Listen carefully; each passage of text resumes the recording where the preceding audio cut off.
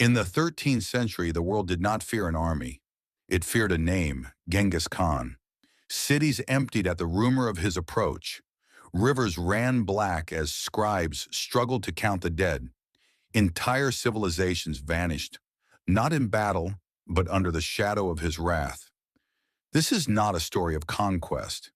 This is the story of what happened when resistance itself was punished with extinction. By the height of his empire, negotiation failed.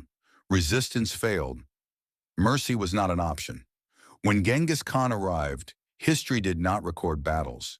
It recorded erasure. Spring 1206 CE, on the banks of the Onon River, Mongolia. A boy once abandoned, once betrayed, now stood before thousands of tribesmen.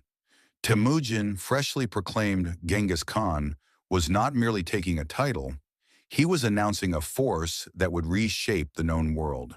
He had survived exile, starvation, and imprisonment, and now he carried both a promise and a warning. Loyalty would be rewarded, defiance would be obliterated.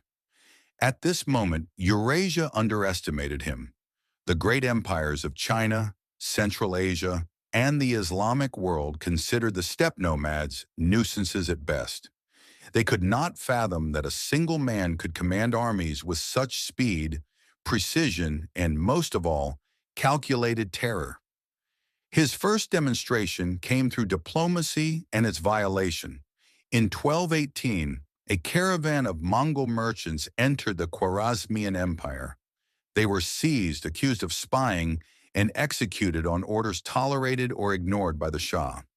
When Genghis Khan's envoys were beheaded in response to a demand for justice, he did not hesitate. He unleashed his armies across Khwarezm. Cities like Bukhara and Samarkand fell, their populations killed, enslaved, or forced to commit atrocities to prove loyalty. Entire populations vanished, rivers carried the dead, and survivors whispered that resistance was death. By 1221, the Shah of Khwarezm died in exile. The empire had disintegrated in less than 3 years. Genghis Khan had not merely conquered, he had taught fear as a weapon. Mercy existed, but only to those who surrendered before the storm. Resistance ensured total annihilation, and the world began to take note. This was a man who did not merely wage war, he punished defiance itself. Autumn 1220 CE, Nishapur. The city had heard the horrors of Bukhara and Samarkand and believed they had survived by luck. But when a Mongol commander, Tokshar, was killed by a stray arrow during a reconnaissance, Genghis Khan enacted a punishment that would become legendary. Nishapur was surrounded, its defenders slaughtered, civilians executed, and survivors turned into symbols of obedience. Skulls were stacked in pyramids at the gates, warnings that echoed across Central Asia. In Persia, the annihilation continued with Merv, possibly the world's largest city at the time. Despite surrendering, the population, over 700,000 by some accounts, was executed. Irrigation systems and infrastructure were destroyed, ensuring the region would struggle for centuries. These campaigns weren't random. They were strategic, calculated, and psychologically devastating. The Mongols' combination of terror and mercy forced populations to submit without combat, cementing Genghis Khan's legacy as the master of fear. Meanwhile, scouts Subutai and Yebi explored territories beyond the empire, testing European and steppe powers alike. Small engagements and ambushes spread rumors of invincibility. By the time their armies returned, Europe had already internalized fear, anticipating Mongol arrival before it occurred. Genghis Khan had created a machine of terror, one that would outlive him. By 1223, the Mongols faced the Rus princes at the Khalkha River. Hundreds of knights believed their heavy armor and cavalry could repel the horse archers of the steppe. They were wrong. Mongol tactics, feigned retreats, encirclements, precise strikes, turned Europe's pride into slaughter. Nobles were executed in cruel, symbolic ways, binding survivors to the lesson. Titles and valor could not save you. Back in the empire, Genghis Khan's system ensured discipline. Looting and excess were punished. Terror was a tool, not chaos. By 1227, when the great Khan died, his empire was already a self-sustaining machine. His sons continued expansion, annihilating resistance, depopulating regions, and instilling fear across Europe, Central Asia, and the Middle East. From Ryazan and Kiev to Hungary, his successors implemented the methods he perfected: speed, terror, and precision.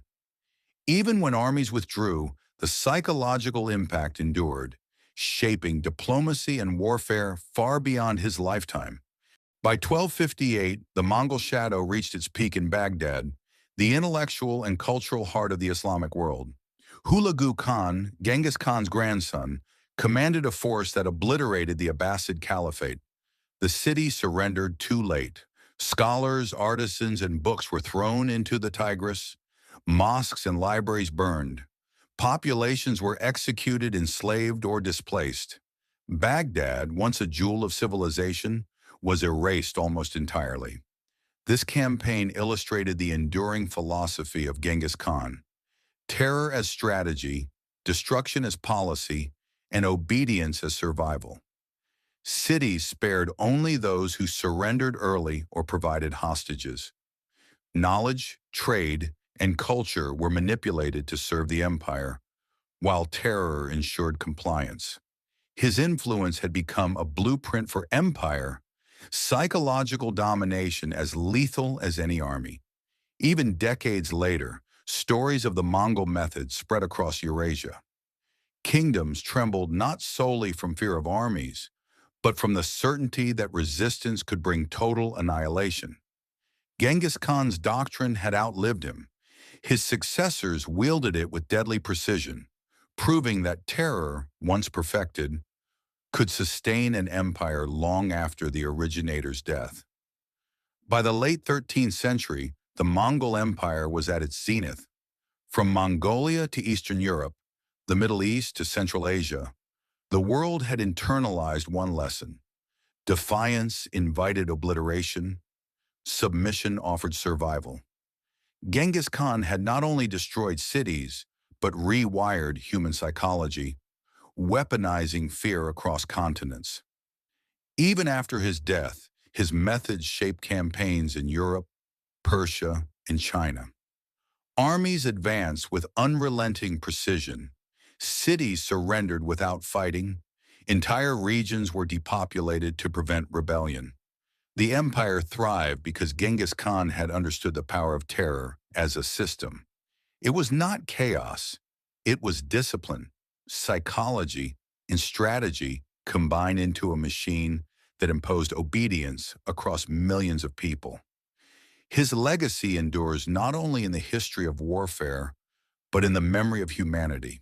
The certainty that one man's vision of fear, discipline, and calculated destruction could bend the fate of millions. Empires rose and fell, knowledge was lost, and entire civilizations were rewritten, all under the shadow of a man who began life as a boy, abandoned on the Mongolian steppe. Genghis Khan did not merely conquer, he redefined power itself, showing that terror, wielded with precision, could outlive armies, outlast rulers, and echo through